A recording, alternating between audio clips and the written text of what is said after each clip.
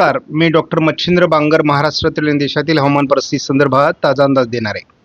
आपण समोर बघतो की एकापाठी एक कमीदाब निर्माण होण्याची प्रक्रिया सुरू झालेली आहे आणि विशेष म्हणजे बंगालच्या उपसागरात कमीदाब तयार होतोय. तो गुजरातकडे जातोय किंवा मध्य प्रदेशवरून राजस्थानकडे जातोय. त्याचा परिणाम महाराष्ट्रात होणार आहे आणि हे आता सुरुवात झालेली आहे. हेच आयोडी पॉझिटिव्ह होत असल्याचं लक्षण आहे. त्यानंतर आता 31 तारखेच्या दरम्यान थोड्या प्रमाणामध्ये MGO देखील 1, 2, 3 या टप्प्यामध्ये पोहोचणार आहे, या फेजमध्ये येणार आहे. त्यामुळे आपल्याला हे शेवटचे म्हणजे 28, 29, 30, 31 1 तारखेपर्यंत ऑगस्टच्या चांगल्या प्रकारचं पावसाळी वातावरण महाराष्ट्रात तयार होऊ शकतं असा अंदाज. आणि विशेष म्हणजे याचा दुष्काळी भागाला फायदा होणार आहे. महाराष्ट्राच्या आकडेवारीत आज काय बदल झाला हे आपण बघणार आहोत. नाशिक जिल्ह्यामध्ये 193% पाऊस झाला आहे.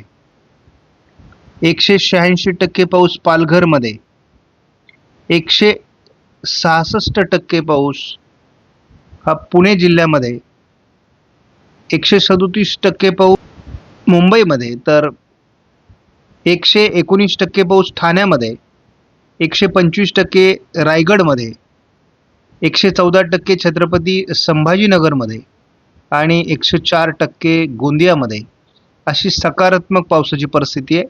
थोडी जवळ रत्नागिरीमध्ये 98 किंवा कोल्हापूरमध्ये 95, सांगलीमध्ये 98, 90% सातारामध्ये, 95 अहिल्यानगरमध्ये, म्हणजे ही जवळची आकडेवारी आहे. तर ही आपल्या एक गोष्ट लक्षात इथे येणं आवश्यक आहे आणि मी या आकडेवारीवर एवढं बारकाईने लक्ष देण्याचं एकमेव कारण आहे की महाराष्ट्राची काय पर्जन्य परिस्थिती आहे हे आपल्या सर्व शेतकऱ्यांच्या लक्षात आलं पाहिजे. परंतु एक लक्षात घ्या, आमच्या शेतकऱ्यांना कोकणात काय झालं किंवा घाटमाथ्यावर काय झालं यामध्ये कमी इंटरेस्ट असतो. त्यांना त्यांच्या म्हणजे खास करून माझे सबस्क्रायबर हे मराठवाडा, विदर्भ, पश्चिम महाराष्ट्र आणि उत्तर महाराष्ट्रातील अधिक आहेत आणि त्यांना त्यांच्या भागात काय होईल याविषयीची उत्सुकता असते. आणि मला मान्य आहे की आता धाराशिवला 20% कमी घट होती, त्यामुळेच तिथे हिरवा कलर देण्यात आलेला होता काल. परंतु आज तिथे 21% झाल्यामुळे ती पुन्हा एकदा रेडमध्ये गेलेली आहे.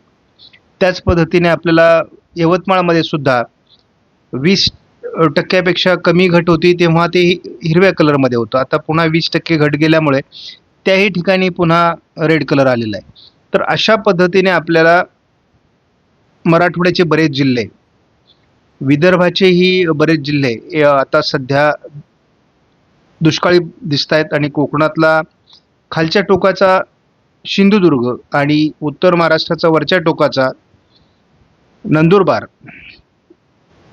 हा सुद्धा दुष्काळी अजून दाखवण्यात आलेला आहे. 37% सिंधुदुर्ग सारख्या जिल्ह्यामध्ये घट असणं हे थोडं अतिच आहे. आणि जवळपास 56% घट नंदुरबारमध्ये, जिथे 76% घट होती तिथून ती कमी कमी होत आता 56वर आलेली आहे. आता आपण जर एकूण परिस्थिती जर बघितली तर 106% पाऊस कोकण आणि गोव्यामध्ये आता सध्या पडलेला आहे, म्हणजे टक्केवारीमध्ये सरस आहे. मध्य महाराष्ट्रामध्ये 117% पाऊस झाला आहे आणि हा देखील सरस पार्टमध्ये आहे. कालच्या आकडेवारीमध्ये विदर्भात थोडी काहीतरी गडबड होती, कारण सकाळी आपल्याला तो 33% दिसत होता, परंतु तो आहे 24%. त्यामुळे आता विदर्भात 24%ची घट आहे आणि मराठवाड्यात 34%ची घट आहे. त्यानंतर याविषयी आपण पुन्हा देशाच्या आकडेवारीमध्ये पण बघूयात.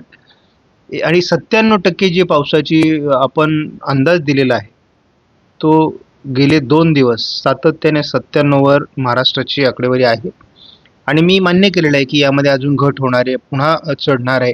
त्यामुळे त्या बाबी आम्हाला मान्य आहे. देशाची आकडेवारी देखील सुधारते. आज देशाची आकडेवारी 15%वर आलेली आहे, म्हणजे देशामध्ये 85% पावसाची नोंद झालेली आहे. त्यामुळे मध्य भारत आणि खास करून पश्चिम भारत या ठिकाणी उत्तर भारतापर्यंत सुधारणा झालेली आहे. दक्षिणेमध्ये मात्र केरळसहित दक्षिण कर्नाटक, रायलसीमा, आंध्र प्रदेश आणि तेलंगणा या राज्यांमध्ये मोठी घट आहे. पण एक लक्षात घ्या, जेव्हा भारतीय हवामान खात्याने मान्सूनचा अंदाज दिला होता तेव्हा तेलंगणामध्ये आणि दक्षिणेमध्ये अतिपाऊस सांगितलेला होता आणि तो होणं अजून बाकी आहे. विदर्भामध्ये 26% घट दाखवण्यात आलेली आहे, तर मराठवाड्यात 32% घट आहे. त्याच वेळेस आपल्याला 22% अधिक पाऊस हा मध्य महाराष्ट्रामध्ये दाखवण्यात आला आहे. तर कोकणामध्ये 4% सरासरी अधिक दाखवण्यात आलेली आहे. त्यामुळे इथे 104 आणि इथे 122 एवढा मोठा फरक दाखवण्यात आलेला आहे. म्हणजे घाटमाथ्यावर यावर्षी अतिवृष्टी झालेली आहे हे आपल्याला आता मान्य करावं लागेल. आपण न्यूमरिकल प्रिडिक्शनमध्ये JFHचा जो अंदाज आहे त्यामध्ये आपल्याला स्पष्ट दिसू लागले की या ठिकाणी एक चक्राकार स्थिती निर्माण झाली आहे आणि या ठिकाणी जी चक्राकार स्थिती होती ती आता बऱ्यापैकी पुढे निघून गेलेली आहे. त्यामुळे आपल्याला या दोन्हींच्या मध्ये जी ट्रप तयार होईल या ट्रपमुळे यदा कदाचित पावसाचं प्रमाण उद्यापासूनच वाढू शकतं. आणि दुसरा परिणाम कोकण किनारपट्टीचा किंवा उत्तर महाराष्ट्र किंवा नाशिक पश्चिमचा पाऊस हा अधूनमधून जाणवणार आहे. बंगालच्या उपसागरात नव्याने तयार झालेली सिस्टम खूप जलद गतीने भूभागावर येण्याची शक्यता आहे. म्हणजे 27 तारखेला ती भूभागावर येईल आणि त्यामुळे महाराष्ट्राच्या उत्तरेकडून आणि कोकणामध्ये पावसाचं प्रमाण वाढण्यास ती कारणीभूत ठरेल. आपल्याला या चक्राकार स्थितीचा परिणाम महाराष्ट्राच्या उत्तरेकडून आणि विदर्भ कोकण असा वाढण्याची शक्यता आहे. जो पॅटर्न आहे विदर्भ कोकणाचा जुलैमधला तो सक्रिय राहण्याची शक्यता आहे 28 तारखेला देखील. 29 तारखेपासून महाराष्ट्रातील पाऊस वाढायला सुरुवात होईल. स्थानिक स्वरूपाचं वातावरण सुरुवातीला राहील. 30 तारखेला देखील महाराष्ट्रामध्ये जोरदार पाऊस असण्याची शक्यता आहे. साधारणपणे आपण 5 दिवसाचा अंदाज बघितलेला आहे. ICMWF मॉडेलने उद्या विदर्भ आणि उत्तर महाराष्ट्र, मराठवाड्यात, मध्य महाराष्ट्रात देखील स्थानिक पावसाच्या वातावरणाची शक्यता व्यक्त केली. कोकणात मध्यम ते जोरदार सरी कायम राहणार आहे. 27 तारखेपासून महाराष्ट्रात, त्यामुळे मराठवाडा, विदर्भ, उत्तर महाराष्ट्रात अतिशय चांगल्या पावसाला सुरुवात होणार आहे. अगदी पश्चिम महाराष्ट्रातील सोलापूर जिल्ह्यापर्यंत कोकणातही पावसाचा प्रभाव कायम राहणार आहे. 28 तारखेला देखील विदर्भ, उत्तर महाराष्ट्र आणि मराठवाडा अतिशय जबरदस्त पावसाचं वातावरण राहणार आहे. दुष्काळाची तीव्रता कमी करण्याची क्षमता असलेला पाऊस होणार आहे. ओढे, नदी, नाले खळखळू शकतात, बंधारे भरू शकतात, अशा प्रकारचा पाऊस या ठिकाणी होणं अपेक्षित आहे. 29 तारखेला पूर्व विदर्भाच्या यवतमाळ, वर्धा, नागपूर, भंडारा, गोंदिया, चंद्रपूर, गडचिरोलीमध्ये मुसळधार ते अतिमुसळधार पावसाची शक्यता असून पहिली सिस्टम जी डायरेक्ट महाराष्ट्रावर येण्याची शक्यता आहे. त्यामुळे विदर्भातील संपूर्ण दुष्काळ मिटवण्याची ताकद असलेला, अपेक्षित असलेला पहिला कमी दाब येतोय आणि त्यामुळे विदर्भातील आकडेवारी पूर्णपणे बदलण्याची क्षमता या कमी दाबामध्ये आहे आणि याची आता सुरुवात होते आहे. त्यामुळे नदींना पूर येणं, पाझर तलाव भरणं, बंधारे भरणं यासाठी अनुकूल असणारा पाऊस आपल्याला विदर्भात सुरू होताना दिसतोय 29-30 तारखेला. याची तीव्रता सोलापूरपर्यंत आहे, लातूर, धाराशिव, बीड, जालन्यापर्यंत आहे. म्हणजे मराठवाड्याच्या पूर्व भागालाही मदत होणार आहे, दक्षिणेला मदत होणार आहे. ICMWF मॉडेलचा अंदाज पुढचा बघितल्याशिवाय आपण टाळू शकत नाही, कारण पहिली सिस्टम आहे जी महाराष्ट्रावर येणारे आणि परिवर्तन करणारे, महाराष्ट्रामध्ये दुष्काळ घालवणारे एवढी क्षमता या सिस्टममध्ये आणि ती डायरेक्ट महाराष्ट्रावर आलेली आहे. त्यामुळे आपल्याला उत्तर महाराष्ट्र, मराठवाडा या ठिकाणी देखील अतिवृष्टीची शक्यता आहे. ढगफुटी सदृश्य पाऊस काही भागात होऊ शकतो. त्याची तीव्रता जवळपास लातूर, धाराशिव, नांदेड परभणी, वाशिम, हिंगोली, यवतमाळ, वर्धा, अमरावती, अकोला, नंदुरबार, धुळे, जळगाव, नाशिकला पुन्हा दणका आहे आणि छत्रपती संभाजीनगर. त्यामुळे पुन्हा गोदावरीला पूर परिस्थिती निर्माण होऊ शकते. मात्र ही जर थोडी वरती सरकली उत्तरेला तर मात्र नाशिकचा पाऊस कमी होईल.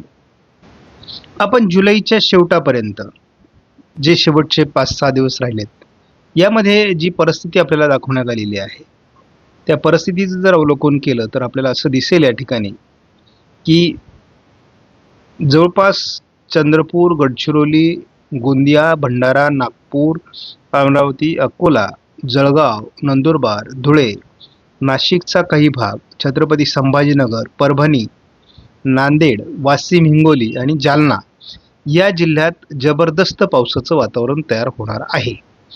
शिवाय याच काळात आपल्याला कोकण किनारपट्टी सहित घाटमाथ्यावर देखील पावसाची तीव्रता वाढणार आहे. त्यालाच पॅरलल पूर्व अहिल्यानगर, सोलापूर, लातूर, धाराशिव आणि बीड या भागातही पावसाचं प्रमाण स्थानिक स्वरूपात वाढणार आहे. फक्त हा जो भाग आहे हा किरकोळ पावसावर या ठिकाणी आपल्याला दिसतोय, हे लक्षात घ्या. त्यामुळे अतिशय चांगलं पावसाळी एक पहिली सिस्टम जी महाराष्ट्राला छेदून जाते आणि त्यामुळे दुष्काळी पट्ट्यातून विशेष करून ती जाते किंवा पावसाचा मोर्चा दुष्काळी भागाकडे आता वळू लागला आहे. आपण पुढील 5 दिवसाचा झटपट अंदाज बघणार आहोत. उद्या 26 तारखेला तसं विशेष वातावरण महाराष्ट्रात दिसत नाही, परंतु तरी देखील स्थानिक स्वरूपाचं वातावरण उद्याच विदर्भ, मराठवाड्याचा काही भाग आणि जळगाव जिल्ह्यामध्ये थोडंफार, अहिल्यानगर पश्चिममध्ये म्हणजे अकोले तालुक्यामध्ये किंवा नाशिक पश्चिममध्ये घाटमाथ्यावर किरकोळ पावसाळी वातावरण तयार होऊ शकतं. अगदी इकडे लातूर, धाराशिव, सोलापूर, बीडपर्यंत म्हणजे हलकी सुरुवात उद्याच होणार आहे. प्रभाव 27 तारखेपासून वाढेल. आपण बघू शकता दमदार अशा प्रकारचा पाऊस आपल्याला नंदुरबार, धुळे, जळगाव, नाशिक, अकोले, अमरावती, नागपूर, भंडारा, गोंदिया, चंद्रपूर, गडचिरोली, अगदी वाशिम, हिंगोली, बुलढाणा, छत्रपती संभाजीनगर, जालना, परभणी, बीड, लातूर, धाराशिव, सोलापूरपर्यंत याचा परिणाम आहे. अहिल्यानगरच्या पूर्व भागात त्याचा परिणाम आहे. त्यामुळे अहिल्यानगरच्याही दुष्काळी पट्ट्यावर त्याचं सोल्युशन काहीतरी होऊ शकतं. शिवाय घाटमाथ्यावर देखील पावसाळी प्रमाण राहील असा अंदाज कायम आहे. थोडं रात्रपाळी पण काही भागात ते करेल. आपल्याला 28 तारखेला देखील उत्तर महाराष्ट्राचा पूर्व भाग म्हणजे यामध्ये खास करून जळगाव जिल्हा आणि विदर्भातील बहुतांश जिल्ह्यांमध्ये अगदी सोलापूरपर्यंत म्हणजे बीड, सोलापूर, लातूर, धाराशिव, नांदेड, परभणी संपूर्ण दुष्काळी पट्ट्यामध्ये उत्तम पावसाचं वातावरण 28ला दाखवण्यात आलेलं आहे. 29 तारखेला तर आपण बघतो की एक कमी दाबाचं क्षेत्र किंवा एक चक्राकार स्थिती आपल्याला विदर्भावर येताना दिसते. यामध्ये याची सुरुवात गडचिरोली, चंद्रपूर, नागपूर, भंडारा, गोंदिया, अगदी वर्धा, यवतमाळपर्यंत 29 तारखेलाच त्याचा प्रभाव जाणवणार आहे. आता ही किती प्रमाणात ताकदवर होते आणि किती पुढे सरकते हे आपल्याला बघायचं आहे. रात्री देखील 29 तारखेला त्याचा प्रभाव विदर्भावर आहे. काही ठिकाणी ढगफुटी सदृश्य पावसाची देखील संकेत आहेत. सुरुवातीला तरी अजून ती पूर्ण महाराष्ट्रालाच छेदून जाताना दिसते आहे. त्यामुळे महाराष्ट्रातील जळगाव जिल्हा असेल, अकोला, अमरावती, बुलढाणा, वाशिम, यवतमाळ, वर्धा, नागपूर, भंडारा, गोंदिया, चंद्रपूर, गडचिरोली सर्वच जिल्ह्यांमध्ये या ती 29 नंतर 30लाही परिणाम करणार आहे. 30ला रात्री ती अकोला, वाशिम या भागामध्ये, अमरावती, यवतमाळ, खास करून जालना, छत्रपती संभाजीनगर आणि उत्तर महाराष्ट्रावर मग ती 31 तारखेला परिणाम करणार आहे. हा अंदाज आपल्याला अगोदरपासून होतो आणि शिवाय जशी ती अरबी समुद्राच्या जवळ जाणार आहे तशी तिची ताकद वाढणार आहे. म्हणजे आत्ता दाखवतात त्याहीपेक्षा ती तीव्र होणार आहे. कारण हे आभासी आहे आणि तेव्हा प्रत्यक्ष त्याचा प्रभाव जाणवेल त्यामुळे मला खात्री आहे 31 तारखेला खूप मोठा पाऊस आपल्याला उत्तर महाराष्ट्रात आणि नाशिक जिल्ह्यात बघायला मिळू शकतो. जुलैचे शेवटचे 5 दिवस हे विदर्भ आणि मराठवाडा उत्तर महाराष्ट्रासाठी निर्णायक असणार आहे. आपणास व्हिडिओमधील माहिती महत्त्वपूर्ण वाटल्यास लाईक करा, शेअर करा, चॅनलला सबस्क्राईब करा. धन्यवाद. जय हिंद, जय महाराष्ट्र, जय बळीराजा.